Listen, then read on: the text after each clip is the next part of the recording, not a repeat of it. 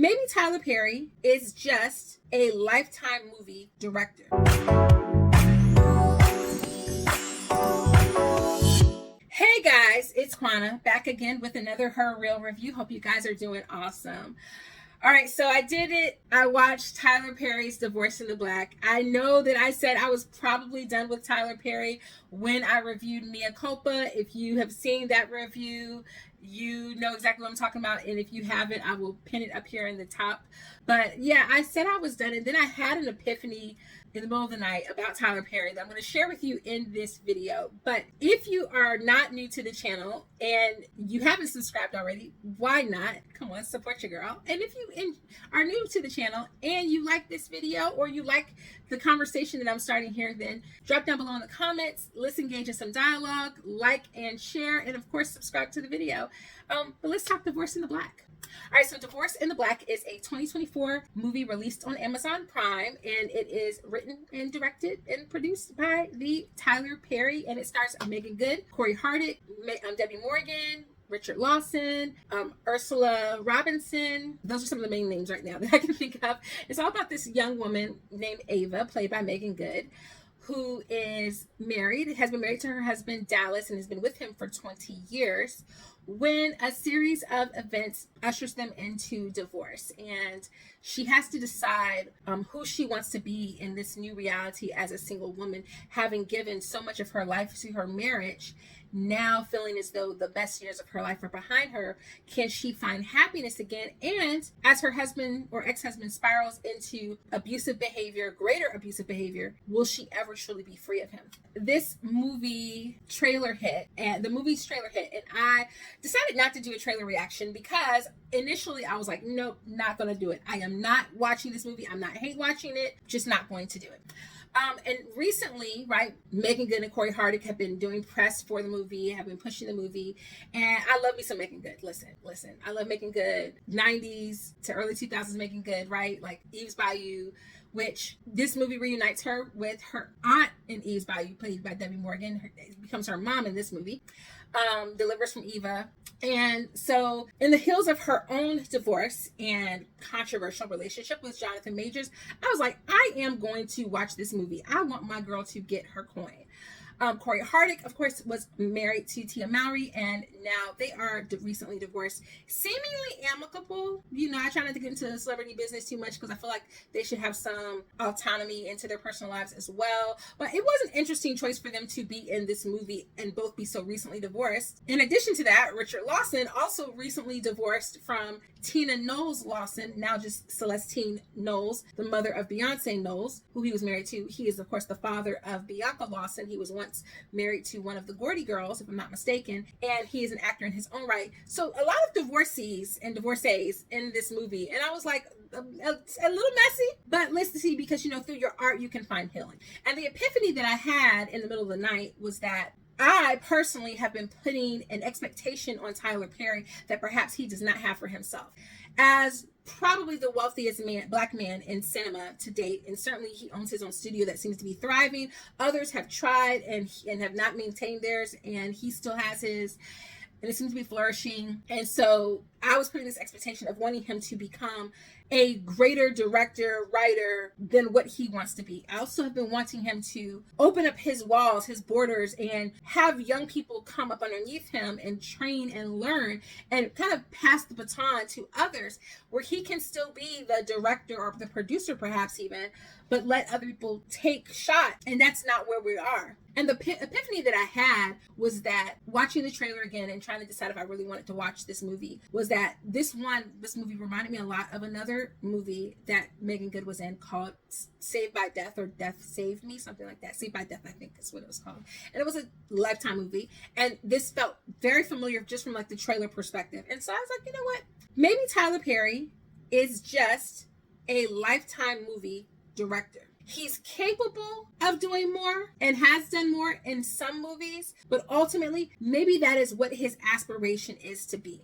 To just be as prolific in quantity and not so much quality, and just churn out as many stories as possible. And there are people who adore his stories. My mom loved Mia Copa, me not so much. Because I keep wanting him to become a Casey Lemons, who did Eve's Bayou, or an Ava DuVernay with like Queen Sugar, or a Gina Prince Blywood, who did Love and Basketball and Woman King. Like, I keep wanting him to become that caliber of a filmmaker. And perhaps that expectation is when we just have to let go of. He is seemingly not looking for those things, and we have to stop expecting those things of him. But once I sat with that for a few minutes and let that kind of generate in my spirit, I was like, I'm going to give this movie a shot. I'm going to try to frame it and judge it from that perspective. And I failed a little bit. I'm going to be honest. So when you get to the ending of my review, I'm going to fail a little bit, but that did help. It helped a little bit, because when you put that to the side and you stop expecting that, I think you can get more out of the movie. Now, when I get ready to go into the synopsis, you're going to see where sometimes that works and sometimes it doesn't work. You have Megan Good's character, Ava. She's married to this man named Dallas, and her and Dallas are in a very tumultuous and abusive relationship. And it comes to the point where Dallas is done. He's blaming her for all the ills in his life, and he wants to be rid of her. And so he wants to get a divorce, and it sends her for a shock. Not so much because their marriage was oh so good, but because she has been with this man for so long, since they were 17 years old. And she feels as though she has really given up her best years on this man. It really put me in the mindset of Mary J. Blige, Not Gonna Cry. Not Gonna Hold You. Is that it really, that song could have played for this just as well as it did in Waiting to Exhale, and it would have been okay. And she's mourning that. She's mourning the years lost of her life. And now she has to figure out what she wants to do. The movie moves very fast, because seemingly everything that happens in the movie happens over like maybe a 2-week time span at most. And there should have been more to stretch that time out, because there are some great realizations that Ava's character has about wanting to self-care, get to know herself, learn how to be a single person, enjoy life, all of these things. But because the timeline of the movie is so rushed, we never get to see her really go through that. And I don't know what it is about filmmakers today why they don't want to do a good montage, but a good montage can help evoke the passage of time without you needing a lot of time. Like, have y'all not ever seen Slumdog Millionaire? That paper planes montage of those two kids in the train, and then they fall to the ground and they age up, is a great way of showcasing time. She has some epiphanies about her life to make her life better, and they just kind of fall flat. But essentially, she goes to her parents to get some solace, to get support. They encouraged her, of course, to go through with the divorce because she needs to love herself, which he was asking for the divorce. So basically he was like, just don't fight me on the divorce. And there was really no need for her to be fighting him on the divorce. And when she decides to go through the divorce, he begins to resent her and regret her even more, because she is going on with life without him and he's not happy about it. And therein, the abuse escalates into worse behavior against her family, and it builds up to a climactic resolution where violence ensues against her family and loved ones, and she has to take action. That is the movie. Okay, so everybody's there with me with the movie. All right. In terms of if I just rate the movie against other movies that are similar to it in that Lifetime Tubi type of vibe, then I'm going to give the movie a C. If I'm rating this movie against higher quality filmmaking, and I'll give Eve's Bayou, a movie with Megan Good that is a beautiful movie directed by Casey Lemons. I believe it came out in 1997, starring Samuel L. Jackson, Lynn Whitfield, Megan Good, Journey Smollett. It's a beautiful movie, wonderful movie. So good. And very messy, lots of drama, all the different things. It also has some comedic moments in it that are tastefully, artfully placed. If I were to compare it to a movie like that, this movie, D-, easily a D-. I can't grade you on a curve. I can't give you bonus points. There is no extra credit, sir. You turned in your assignment. I asked you for revisions. You didn't revise it. I'm so sorry. That is where the teacher in me would lie. So up against other Lifetime movies, C, solid C, C+ maybe. Up against better made movies, D-. I'm not going to give it an F. It wasn't as bad as all that, but it came real close. So let's just talk about the recap nature of it, okay? And this is where, if you haven't seen the movie, you might want to exit and come back to this video. So, you can do all the things. If you're logged into YouTube, you can subscribe, you can save, you can click the watch later so you can finish this later, because I don't want to spoil the movie for you. But if you have seen the movie, I'm going to get into minor spoilers. So the movie starts with the most ridiculous funeral scene I've ever seen in my life, where Ava and Dallas are attending the funeral of Dallas's brother, who died because he was trying to rob an old lady at the church, and she shot him, stand your ground laws, and he's now in the casket. And Ava's dad is presiding over the funeral, and rather than try to say a bunch of wonderful things about this young man, he basically says this young man was a criminal and he did a lot of bad things and he died, and I can't guarantee and tell you that he went to heaven, because he lived a life that was very messy, and if he wasn't, and he didn't have a chance to give his life to God, then he might be in hell. If y'all don't want to see him in hell, get saved. And his mama explodes and goes off on Ava's dad, the pastor, on Ava's mama, the first lady, and everybody in the building. And she strips all of her clothes because they purchased the outfit seemingly for her to have something to wear for the funeral. And she gets her other sons to get his body out of the casket so that they can't say, well, we paid for the casket. It is one of the most ridiculous scenes I've ever seen. And having the movie start at such a ridiculous height, I think it is probably the most memorable moment in the movie, and probably the only part of the movie that people will probably categorically remember.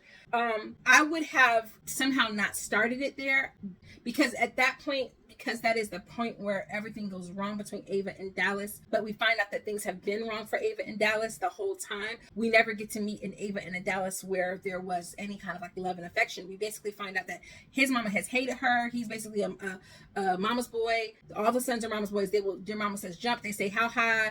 And she has likely known about all their criminal behavior all this time.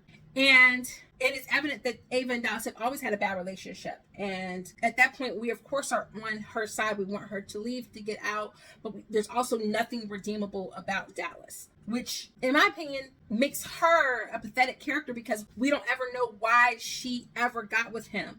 What was it in him that she thought that she could put that good living on him and save him? Is that what it was? We don't ever find out. From that point, things progressively get worse, with him being drunk, him threatening to beat up this guy who had a crush on her back in the day, and they say 2 words to each other, and we find out that him and his brothers beat that guy up. This is Benji, by the way, who becomes Ava's love interest later in the movie. And then we see him asking for a divorce, talking down to her best friend, Rona, who is the wife of his friend, Jim. And Jim doesn't ever put hands on him because it's clear that Jim is afraid of him. There's just all these questions that we have about this man's character, and why any of these people are in these people's lives. Are they in their lives mainly just to protect Ava? We don't know. At the point where Ava's dad shows up with the guns, to me, the ending is clear. In case you missed it, though, he did mention that he was a former Marine, which then begs the question for me as the viewer of well, then why in the world hadn't you put hands on this man? This man has been running, even if you didn't know that he was putting hands on your daughter. You knew your child was not happy. She'd been miserable. She hadn't smiled. She's had a miserable existence. You ain't putting hands on this man this whole time. Your daughter is married to the scum of the earth, and you ain't put hands on him, and you were a Marine. I got questions for you then. I don't trust you. It is not until he puts hands on Mama Jean, aka Debbie Morgan, that now Daddy is oh, let me get my pistol, okay? So at that point in the movie, I felt like it was clear and evident how the movie was going to end. There's a great part where Ava talks to Benji about not wanting to rush into things with him because she hasn't had alone time. That part is said, and then what do we do? Because Tyler Perry has to have a salacious sex scene in his movies that feels rushed, it feels unearned, it feels like you have these characters knowing why this is not good for them, both saying it, and then they rush into it. As a woman who is not against a good sex scene, okay? I'm not against a good sex scene. I like it when 2 characters love each other, want each other, have natural chemistry, but it felt unearned. It felt like such an unearned moment. That instead of the stereotypical confrontational moment at the end of the movie that happened, I would have loved if at the end of the movie we got a 2 years later and them in bed together, snuggled or something like that, and then her saying something like, was it worth the wait? Because she knows that she needs that healing, and we rush straight past it, and so that feels unearned. Yes, in life, people sometimes know that they need certain things and they don't do it. But in a movie like this, where it's just abuse after abuse after abuse, I wanted that for her. And I think a lot of the audience, when they sit back and think about it, they will say that that didn't feel earned as well. Then it becomes this fodder that she uses against her husband, which wasn't really necessary anyway, because he was in his own mind thinking that she was cheating with him the whole time and she wasn't. So I would have rather her just not rush. It literally was like a 2-week span. Like a good montage that could have shown more time had passed would have made that feel like it was worth it. And it just felt like it wasn't earned. The end of the movie was predictable, and yet you expect me to believe that his mom and other brothers are sitting outside of his hospital room and they're not going to enact revenge against her, that they're just going to not do anything because she did what she did. No, I don't believe that at all. Nothing about those characters makes me believe that this is over with them. So that was just the wrong way to end things anyway. I mean, what would have been nicer would have been for them to have found a way to collect dirt, for her to find dirt in the house as she's cleaning out the house on the whole family, so the whole family could go down for their crimes. But again, plot holes, right? Plot holes. And I just go back to the comparison with Eve's Bayou, because again, we have Debbie Morgan in this, we have Megan Good in this. You're setting yourself up for failure by having these two incredible actresses in this movie and knowing that it is kind of a reunion of sorts. And I can't help but naturally judge it against this to say there are so many quotables in that movie. I mean, everything from little young Journey Smollett saying, "Cicely, get out the damn bathroom," or quoting from Romeo and Juliet, the lines from Mercutio. Like, there's just so many quotables. It ain't that much water. There's so many quotables from that movie, and there's just nothing from this movie that I feel like the writing is so weakened that it's just basically plot points. It feels like just a series of plot points or plot summaries that are just connected together, and there's no good dialogue in there for me to like really just eat up and get full off of. So it is a little disappointing. It is a lot disappointing, very disappointing. So where do I land on TP now that I've watched this movie, given my little stream of support, even, and again, it was not, I really genuinely was not planning to hate watch this movie, but where do I land?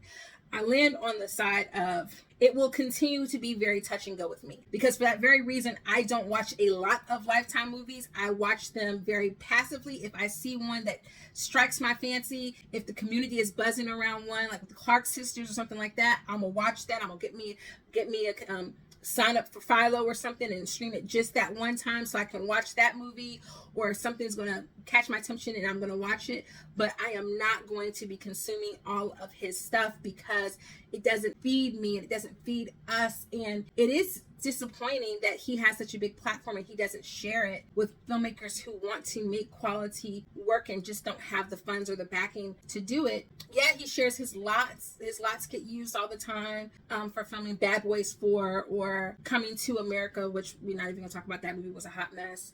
But I would like for him to see him use his power for good and his wealth for good and to make quality cinematic films. I would love to see that, but I just feel like now I have to let go of that expectation and just accept Tyler Perry for who he is. And like for right now, it seems like he's like, this is Tyler Perry. This is what we're going to get from him. And if you like it, I love it.